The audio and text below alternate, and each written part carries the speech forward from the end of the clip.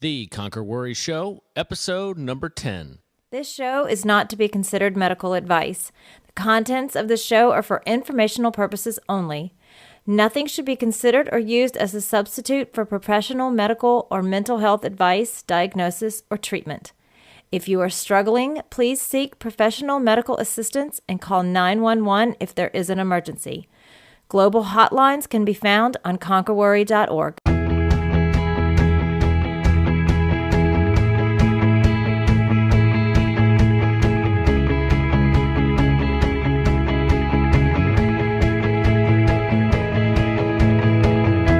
Welcome to the Conquer Worry Show, the show dedicated to creating awareness of the resources that are available for those who struggle with worry, anxiety, or depression. If you are struggling now, if you have struggled in the past, or if someone you love is struggling, this is the show for you.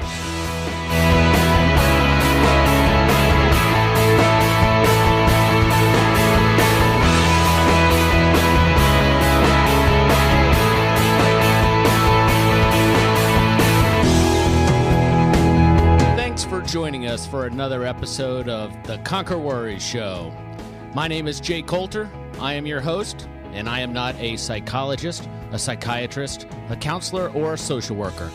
Just someone who has struggled with anxiety and crippling depression in the past, learned how to manage it, and now I'm dedicated to creating awareness of those resources that are out there for people who are struggling. In our episode today, we're going to take a second look at the web series Low Life, which comes out this week, actually, on April 30th. I'm going to play an interview that we conducted with its star, Mr. Henry Nixon, an Australian actor. But first, I want to play a couple of clips from an interview I conducted for an upcoming episode we are going to produce focused on the Jason Foundation. I had an opportunity to speak with former University of Tennessee football coach Philip Fulmer about his role with the Jason Foundation as a national spokesperson and what somebody who is struggling today could do to go out and try and get some help. So here is the first clip. Great. And Coach, as somebody who has coached thousands of young men over the years, what advice would you give someone who is struggling and maybe afraid to go out and seek some help because of the stereotypes and misperceptions about mental illness?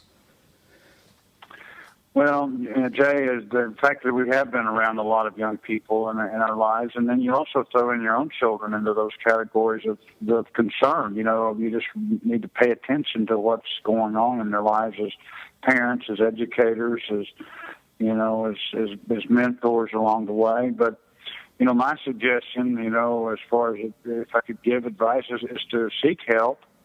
You know, the family support system, there's always a friend support system.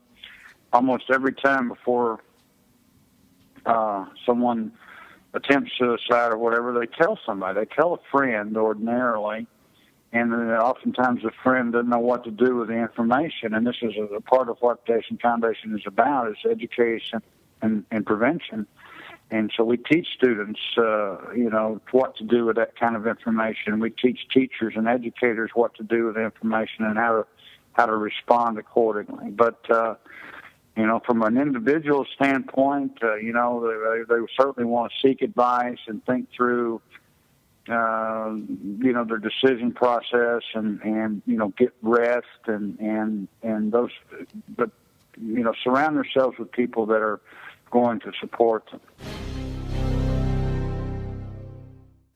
Now, if you have been following Conquer Worry for a while or listening to the show, you know how much we believe in finding your purpose and then living in relentless pursuit of that purpose. And I had an opportunity to ask Coach Fulmer how he felt young people today could go out and find their purpose. Here's what he had to say. My best teams were teams that worked together and had a focused purpose to be the best that they could be, whatever that was. And along the way, that goal might change a bit with events, and that's okay. That's a good thing. Actually, that's part of life. I got to tell you, it was a real treat to have Coach Fulmer come on the show and talk about his experience with the Jason Foundation. Look for the full interview in an upcoming episode focused on the Jason Foundation and the work that they're doing. So let's switch gears now and get back to discussing Low Life. If you're not familiar with the web series Low Life, it's focused on depression, and it takes a comedic look at what somebody who is struggling with depression goes through. And I had an opportunity to interview actor Henry Nixon, and he talks about his reasons for getting involved with the project, his experiences working with the team there, and really what people could hope to gain from watching this web series. So if you want to look up the show online while you listen to this episode, head on over to lowlifeseries.com. That is lowlifeseries.com. And I'm going to play our interview with Henry Nixon. I'm excited to welcome Henry Nixon to the show. Henry is a native of Australia, and he has worked extensively in film, television, and theater since 2000. Now, listeners in Australia may know him from his role on All Saints, and he has also worked on HBO's follow-up to Band of Brothers. It was called The Pacific. Henry, welcome to the show. Thanks very much. Good to be here. Yeah, so why don't you give our listeners a little bit about your professional background?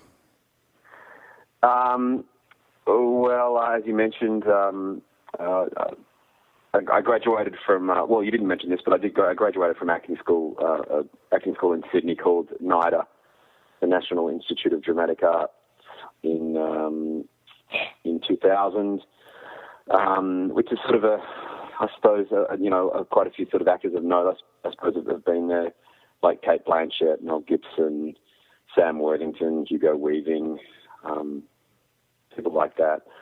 So, Baz Luhrmann as well. He actually did the acting course there.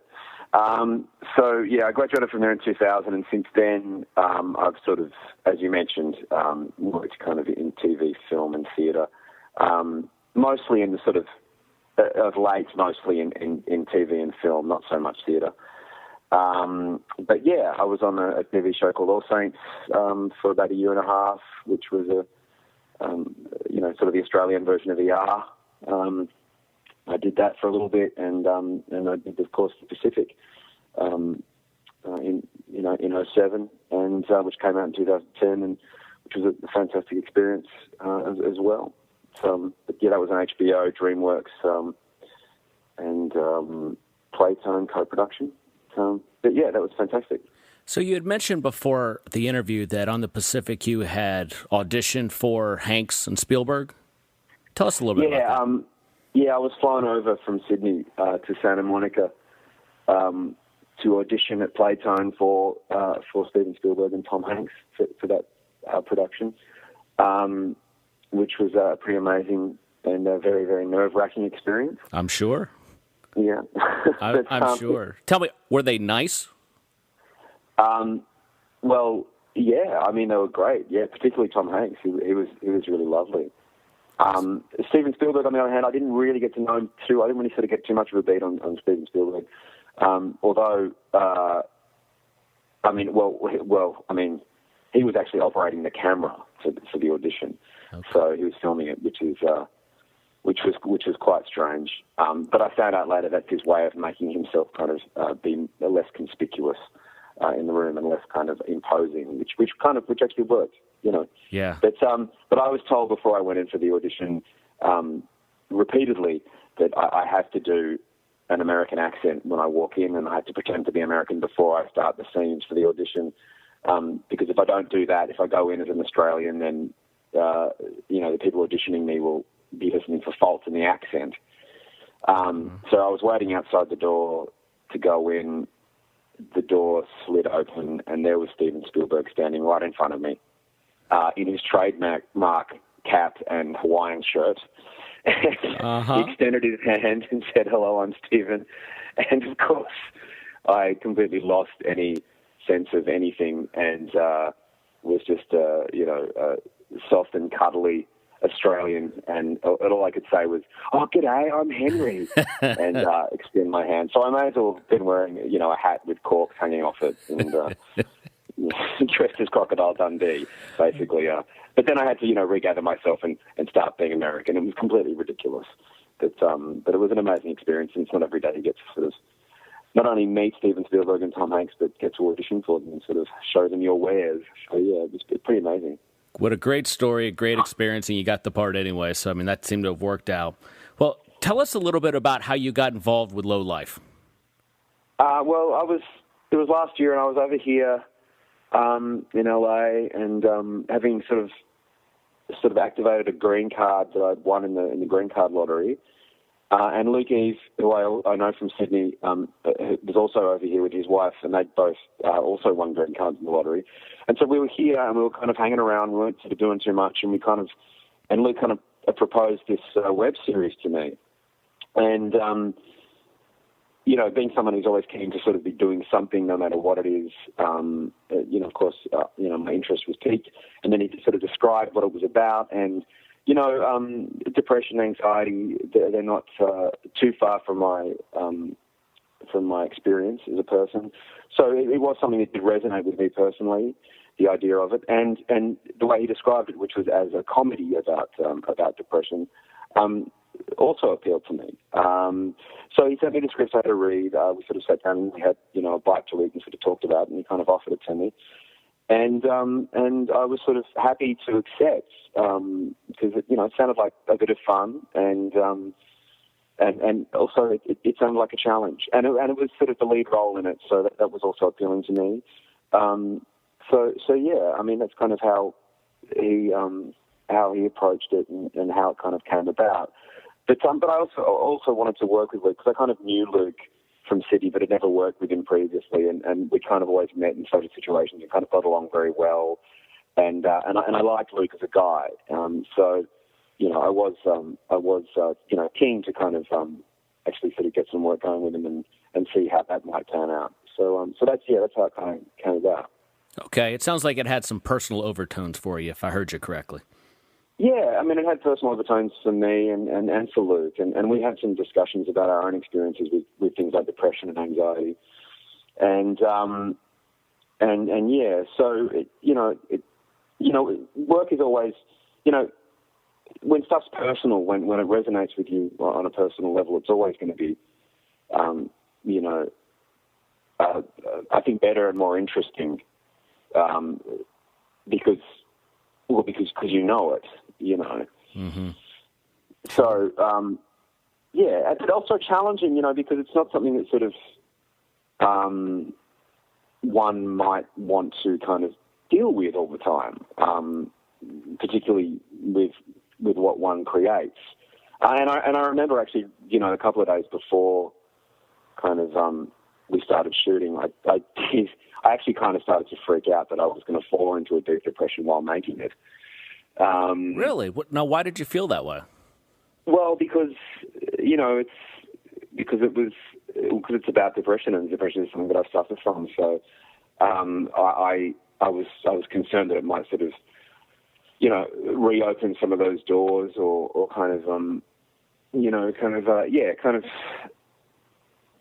reopen some of those doors into some of those dark rooms that I try to kind of avoid. Yep. In various ways. Not that I think being depressed is necessarily like something that we should attach a stigma to. Of course, it's just something that exists. As Stephen Fry always says, mood is like weather; it just exists. It just is, and there's no point in denying it. It's just the way it is. And well, Henry, did it in any way trigger any type of relapse for you working on the project? No, it didn't actually. It was actually an incredibly therapeutic experience for me. And also, well, I mean, because, we were incredibly busy and we were doing stuff and we were making stuff, and it was very fulfilling to do it. And so getting up every day and doing it and making it happen, and feeling like, we had a purpose and we were doing something worthwhile and doing something that was good and dealing with something important. It was a very fulfilling experience, and it wasn't. We made it on a shoestring. We had no money. We weren't getting paid. No one was getting paid. We were just sort of making this thing, but that didn't matter. That was kind of an irrelevancy. What did matter was that we were doing something which made us feel like we were contributing. You know? No, hey, listen, I completely understand. And, not all rewards are financial. And don't get me wrong, I'm a capitalist. We like to make money. But sometimes the benefits you get from working on a project like this, or like what we do with Conquer Worry, just surpasses any other need for financial compensation. Yeah, of course. I mean, if your life's just going to be about chasing the dollar, then I think it's probably not going to be a very happy life. That's right. Yeah. Well, hey, without giving away too much about the web series, do you have a favorite scene that you could talk about? Yeah, I mean, it would sort of depend on the day that you ask me. I think there's a lot of great scenes in there. I guess off the top of my head, there was a scene which did resonate with me, and I know it certainly resonated with Luke, and it was kind of like an improvised scene, actually, because we found ourselves kind of lacking, finding sort of a gap that we needed to kind of fill.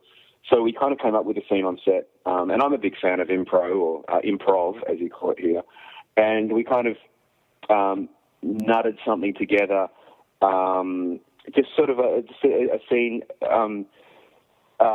where my character had lost his keys and reacted in a sort of a rather, I suppose, from an outsider's perspective, over-the-top way.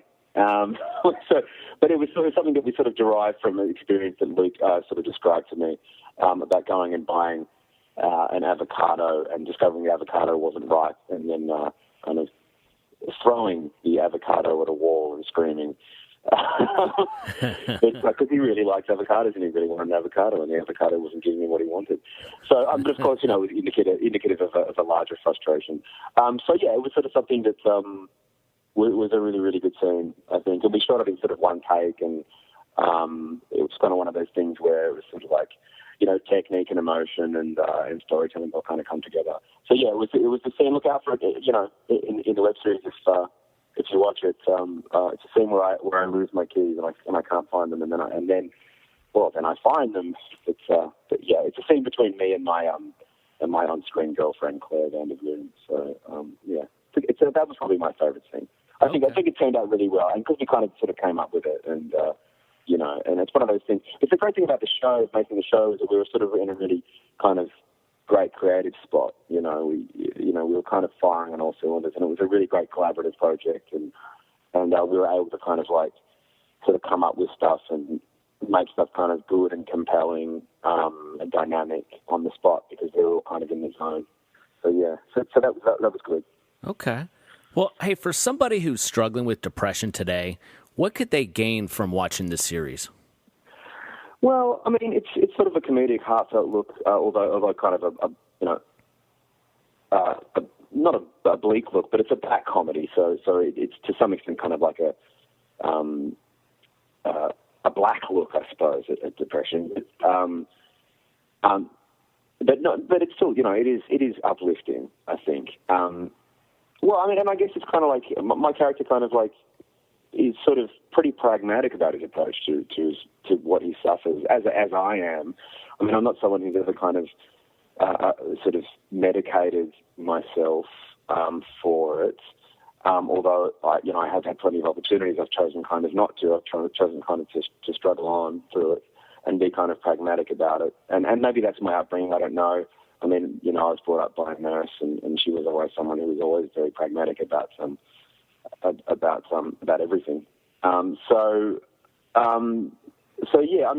mean, but I guess the kind of the message that I kind of got from it, and my discussions with Luke before we did it, was that it's kind of the idea, I suppose, is that it's kind of like saying that it's actually okay, to be sad. I mean, there is obviously a social stigma about depression and anxiety, and they're so so common. I don't understand why there is a stigma, but it's kind of like we just kind of want to kind of just ignore that they exist and kind of get on with it. And yes, that's fine, but I think we also need to kind of just go, well, it's actually okay, Sure. Sure. It's not a, and it, and yeah, I mean, it's not a bad thing. It's not an evil thing. It's a modern malady, it's something, increasingly in this world, which, I think that this world as technology and things like social media and all that sort of stuff, bring people together, but I think they also kind of really, really alienate people. Mm-hmm. Yeah. It's, that's another discussion in itself. But yeah, I guess the kind of thing is it's what it's saying is it's okay.